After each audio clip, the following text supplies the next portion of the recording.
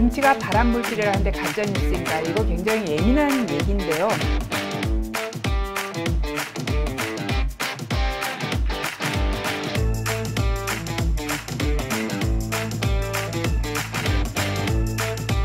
우리나라 사람들이 가장 많이 먹는 3대 식품 뭔지 아세요? 제가 그중 한 가지 했어요.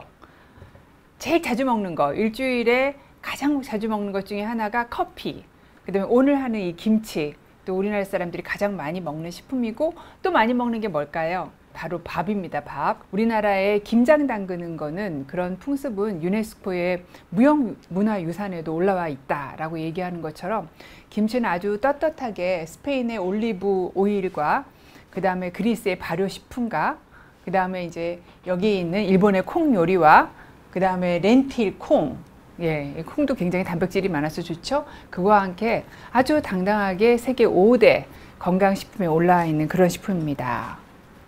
자, 김치 옛날만큼 안 드세요. 제가 어렸을 때 저희 이제 6형제거든요. 그래서 한 접, 두 접 사가지고 김치를 절여야 되는데 배추를 절일 데가 없는 거예요. 그래서 그 욕조, 큰 욕조에 물 빼고 절인 거 보고 그랬던 기억이 남습니다. 그래서 실제로 김치는 별거 먹을 거 없었을 때 엄청 많이 먹던 식품이죠. 그래서 많이 먹었을 때는 뭐 하루에 300g, 300g이면 진짜 많은 양이거든요. 그렇게 먹었을 때도 있었는데, 통계로 봤을 때 2005년에 우리나라 사람이 하루 먹었던 김치향은 124g이라 그러고요. 2015년에는 이게 100g 이하인 96g으로 떨어졌어요. 그런데 지금 최근에는 더 떨어져 가지고요. 뭐 80 몇 g이라는 보고도 있고, 뭐 70g이라는 보고도 있고 그렇더라고요. 그래서 김치 소비량은 점점 줄어들고 있고, 자, 김치의 가장 큰 장점은요, 굉장히 칼로리가 낮습니다. 그래서 정말 살찌지 않는 식품인데, 반면 영양소는 굉장히 많아요. 김치에 들어있는 영양소 중에서 가장 첫 번째로 쳐주는 영양소는 바로 이거예요. 순서대로 사과가 있고, 사과가 제일 적고, 배추김치가 있고, 그 다음에 열무김치가 있고, 깍두기가 있고, 총각김치가 있는데, 바로 섬유소입니다.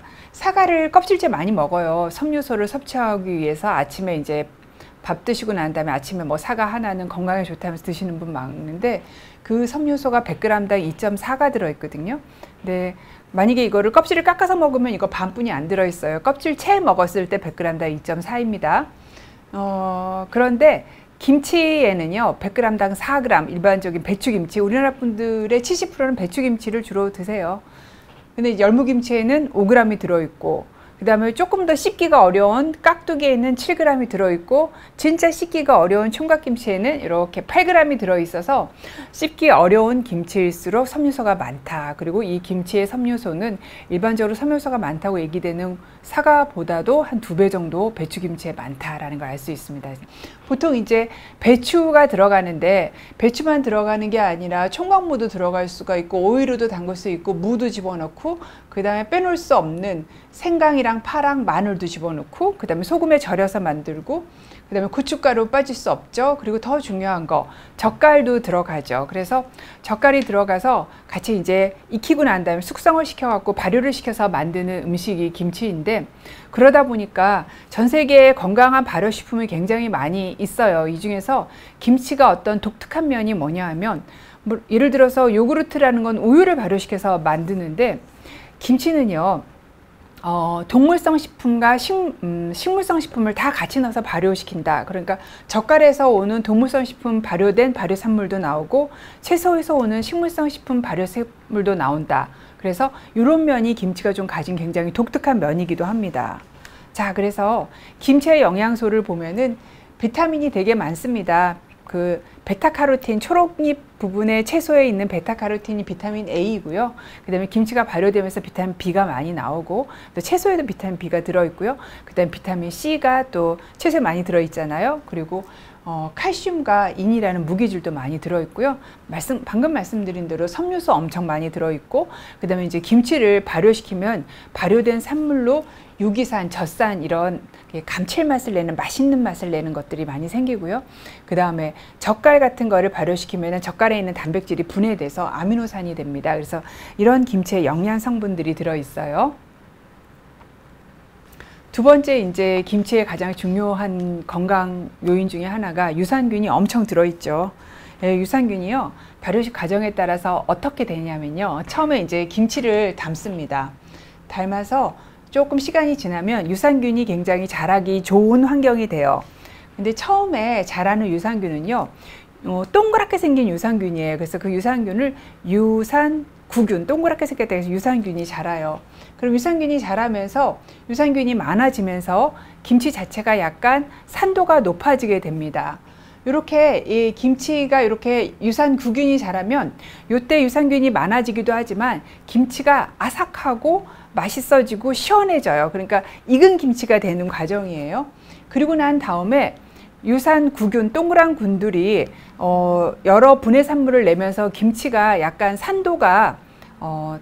산도는 떨어지죠. 그러니까 좀 쉬워지게 되면은 그때는 그 신환경에서 자라는 거를 좋아하는, 그 신환경을 좋아하는 동그랗게 생긴 유산균이 아닌 길쭉하게 생긴 유산간균이 많이 자라게 됩니다. 그러면 이때부터는 유산균이 조금 많아지긴 하지만 김치가 쉬워지기 시작해요. 그래서 가장 맛있는 김치라고 하면은 동그란 유산균이 많이 자라기 시작하는 이때쯤 되는 김치가 가장 맛있어서 짧게는 한 일주일 정도, 길게는 한 2주 정도 되면은 숙성된 맛있는 김치가 생기게 되고요. 이러면서 동그란 유산균이 다 자라고 그 다음에 길쭉한 유산균이 되면 그때부터 김치가 쉬워지기 시작해요. 그러면서 유산균의 수도 그렇게 많이 늘어나지 않아요. 그러면 이 신김치가 되는 이 과정, 여기서도 발효가 일어나죠. 이때가 여기서 한 1, 2주가 요때 1차 발효가 일어나면 한 2 내지 4주 정도에서 2차 발효가 일어나게 되는 거죠. 그럼 여기까지는 참 그래도 먹을만 한데 요 시간을 딱 지나게 되면 그때부터 효모균 같은 잡균이 생기면서 유산균 수가 떨어지게 돼요. 그러면서 잡균의 수는 이렇게 쫙 올라가게 되죠. 그래서 김치가 가장 유산균이 많고 맛있을 때는요. 동그란 유산균이 발효시킨 김치가 발효가 된 요때가 가장 맛있고 유산균 수도 많아서 김치를 담갔어요. 그 안에 들어있는 유산균이 1g이면 굉장히 작은 양이죠. 1g당 한 10,000개 정도 들어있다면 자, 요때 요렇게 유산균이 최대로 됐을 때는요. 1g당 한 1억이 들어있어요. 1억 마리가. 그러면 우리가 하루에 한 100g 정도 김치를 드신다고 말씀드렸죠. 그러면은 100억 마리가 들어있으니까 이 100억 마리가 많이 듣단 말이죠. 유산균 건강기능식품을 선전할 때 100억 마리가 함유돼 있어요. 이러면서 많이 들어있어요 라고 얘기하는 그 유산균 수만큼 잘 발효가 된 김치를 드시면 유산균 그만큼이 이제 들어오도록 되어 있는 거죠. 그래서 김치는 요때 먹는 게 좋다라고 말씀을 드릴 수가 있고요. 그래서 이제 김치가 뭐 항상 많이 들으실 거예요. 동물 실험을 했더니, 세포 실험을 했더니 항산화 기능을 한다, 항노화를 한다, 항암을 한다, 안에 섬유소가 많으니 지질을, 콜레스테롤을 떨어뜨린다, 대장 기능을 개선한다, 섬유소도 많고 유산균도 많으니까, 그 다음 면역 기능을 증진한다, 유산균이 많으니까, 아토피와 알러지를 좋게 하는 효과가 있다. 이걸로 굉장히 유산균제를, 김치 유산균제를 많이 광고도 했었죠. 그 다음에 살이 안 찌는 다이어트 식품이다. 그리고 최근에는 코로나19에도 관여가 돼 있다라고 많은 얘기들을 합니다. 그래서 뭐 이런 것이 맞고 안 맞고는 아직 사실은 굉장히 대규모 임상시험을 김치를 갖고 했을 것 같지는 않잖아요. 대부분 동물 실험, 사람도 한 몇십 명 데리고 한 거라서 이렇다는 가능성은 제시되어 있지만 100% 딱 이렇다는 아닌 그런 상황입니다. 그런데 이제 김치가 이렇게 장점만 있는 게 아니라 문제가 있어요. 뭐가 문제가 있느냐면은 절인 채소예요. 사실 이 소금에 절인 채소는요, 신선하지 않고 염분이 많기 때문에 건강에 좋다고 절대로 의사가 얘기할 수 없는 채소입니다. 그래서 절인 채소는 일반 신선한 채소라고 전혀 쓰지 않고 채소류에 사실은 넣어주지 않거든요. 근데 김치를 절이지 않으면은요, 김치가 발효가 되면서 잡균들이 막 들어와요. 짜지 않으면. 이 짠 균에서만 살 수 있는 게 김치 유산균이거든요. 그런데 안 짜게 하면 김치 자체가 발효가 안 되고 부패가 돼 버리기 때문에 짜지 않게 김치를 만들 수가 없어요. 자, 그럼에도 불구하고 김치는 짜야지 또 김치를 만들 수가 있는데, 한국 분들에서 가장 많이 소금을 섭취하는 거는 소금, 간장, 된장 이렇게 장류로 섭취하는 거, 조미료로 섭취하는 거 제외하고는요, 배추김치가 1등이고 라면이 2등이에요. 그래서 배추김치, 그러니까 김치는 한국 사람들의 그 염분 섭취하는데 굉장히 큰 영향을 미치고 있습니다. 그래서 염분이 뭐 혈압을 올려서 심혈관계 질환 안 좋은 거 여러분이 다 아실 거고요.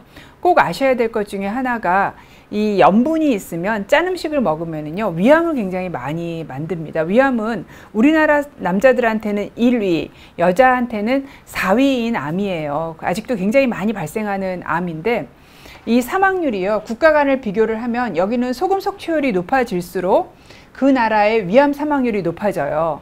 근데 이게 조금 1996년 데이터긴 한데, 그때는 뭐 냉장고도 보급이 덜 되고 뭐 헬리코박터 제균에 대해서 관심도 적었을 때란데, 우리나라 어디냐면요, 여기 있었어요. 그런데 지금 뭐 암검진도 하시고 헬리코박터 제균도 하고 음식도 굉장히 덜 짜지면서 굉장히 많이 떨어졌죠. 그리고 일본 여기 있었어요. 그래서 우리나라 사람들은 염분 섭취가 굉장히 높으면서 위암 발생률이 굉장히 많은 나라죠. 그래서 국가암 검진에서 2년에 한 번씩 위내시경 검사를 꼭 해주고 있는 거죠. 그래서 이제 정리해서 말씀을 드리면, 자, 건강하게 김치 먹는 방법. 첫 번째, 김치를 담글 때 덜 짜게 담가서 드시는 거랑, 먹기에 가장 좋은 때가, 유산균도 많고 맛이 있을 때가 김치를 담가서 한 1, 2주 정도잖아요.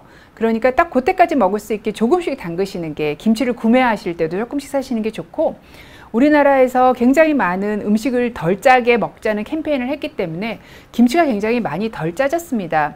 그리고 또 여러분이 인터넷을 보시면요, 저염 김치도 팔아요. 그리고 두 번째, 신김치가 되기 전에 익은 김치, 그러니까 동그란 유산균이 많이 번성해져서 김치를 맛있게 했을 때 그 김치가 맛도 맛있지만은 유산균 수도 굉장히 좋은, 건강에 좋은 시점이라는 거. 그 다음에 위장 장애가 있을 때는요, 아무래도 김치가 들어가면은 위벽을 자극할 수 있습니다. 그래서 그럴 때 내가 속이 좀 안 좋아요. 그러면은 조금 김치를 덜 먹고, 그 다음에 덜 자극적으로 먹고, 그리고 맵지 않은 김치라 그래도 이 김치 안에 섬유소가 많아가지고요, 소화불량일 때 김치를 먹으면 소화가 더 안 되시고 속이 더 불편하시거든요. 그래서 이럴 때는 치아로 꼭꼭 씹어서 섬유소를 좀 잘게 잘라서 위로 내려보내는 게 필요합니다. 그 다음에 배추김치만 많이 드시지 마시고요, 자극이 적은 백김치나 나박김치나 동치미, 좀 덜 매운 김치도 한번 시도를 해보시는 게 좋을 것 같고요. 네, 그 다음에 염분이 많은 김치 국물. 제가 한번 식당에 갔는데 설렁탕에다가 깍두기를 아예 접시를 부어 갖고 드시는 분을 봤어요. 그래서 김치로 성에 안 차신 거죠. 김치 국물도 엄청나게 많은 염분이 들어있습니다. 오히려 김치 국물에 더 많아요. 그래서 김치 국물을 가능한 한 적게 드시고 김치만 드시는 게 좋다. 그 다음에 또 하나 이제 중요한 게, 상위로 김치를 꺼낼 때도 김치를 먼저 꺼내 놓으면 김치에 들어있는 아삭하게 느끼는 그 공기, 발효돼서 나온 탄산 자체가 날아가 버립니다. 그래서 맛있게 드시려면 상차림할 때 김치는 맨 마지막에 꺼내 놓는 게 좋습니다. 그 다음에 정말 중요한 게 이건데요, 사실 모든 건강에 좋다고 하는 음식들에 대한 얘기를 많이 들으시잖아요. 그런데 항상 아무리 건강에 좋다는 음식도 많이 먹었을 땐 분명히 탈이 납니다. 왜냐하면 다른 좋은 음식을 먹을 기회를 줄이기 때문이에요. 그랬을 때 하루에 2~3접시가 김치의 정량입니다. 그러면 이제 이 2~3접시가 이렇게 제사 지낼 때처럼 소복하게 쌓아놓은 2~3접시가 아니고요, 여러분이 보시면 깜짝 놀라실 만큼 생각보다 양이 적어요. 요만큼이에요. 자, 배추김치 40g, 큰 조각으로 한 3~4조각 정도 되는 거예요. 총각김치 40g, 잘라서 아마 큰 거 하나 정도 될 거예요. 그 다음에 열무김치 요만큼, 그 다음에 깍두기는 4개 내지 6개예요. 그 네모난 거. 요게 한 접시의 분량이고요. 막상 김치 적정량이라는 게, 여러분이 아마 설렁탕 집에 가서 드시거나 곰탕 집에 가시면 또 리필해서 주시는 데 가면 엄청 드시잖아요. 그 양을 생각하면은 너무너무 작은 양이다 라고 제가 강조해서 말씀을 드릴 수가 있고요. 요렇게 이제 뭐 등치 크신 분들은 3번 정도 드시는 거고요. 등치가 좀 작으셔서 하루 먹는 총 에너지 섭취량이 적은 분들은 이제 한 2개 정도 드신다, 이렇게 생각하시는 게 김치 적정량입니다. 김치가 발암물질이라는데 가짜뉴스인가? 이거 굉장히 예민한 얘기인데요. 김치뿐만이 아니라 모든 채소에는요, 나이트레이트라는 질산염이 있어요. 비료를 사용을 하기 때문에, 비료에 들어있어서. 김치에도 그게 들어있습니다. 채소니까. 니트로조아민이라는 발암물질이 생긴다고 해서 그런 뉴스가 한 10년쯤 전에 엄청 많이 나와서 뭐 종편에서도 뭐 발암물질이 있을 수 있다 이런 얘기가 있다가 최근 연구에서는 오히려 그렇게 질산염이나 아질산염이 발암물질로 되는 거를 김치에 있는 유산균이 막아준다라는 연구 결과도 있어요. 하지만 제가 분명히 말씀드릴 수 있는 거는요, 우리가 일반적인 김치 섭취량 있잖아요. 아까 말씀드린 그 정도 양, 뭐 하다못해 탕 먹으면서 김치를 되게 리필해갖고 먹는다고 치더라도 그 정도 섭취량에서 이게 농도가 높아져가지고 발암을 일으킬 가능성은 없습니다. 옛날에 국제암연구소에서 2급 발암물질이니 뭐 그렇게 얘기하면 뭐 사실은 밤낮 바꿔서 일하는 사람도 발암물질이고, 네, 햇빛도 발암물질이고 그런 거라서 조금 너무 과대하게 얘기된 측면이 있습니다. 굉장히 오랫동안 먹어왔고 안전하게 먹어왔고 섭취량은 점점 감소되고 있고, 그래서 최근 연구에서는 별 문제 없다고 나오고 있고 그런 상태입니다.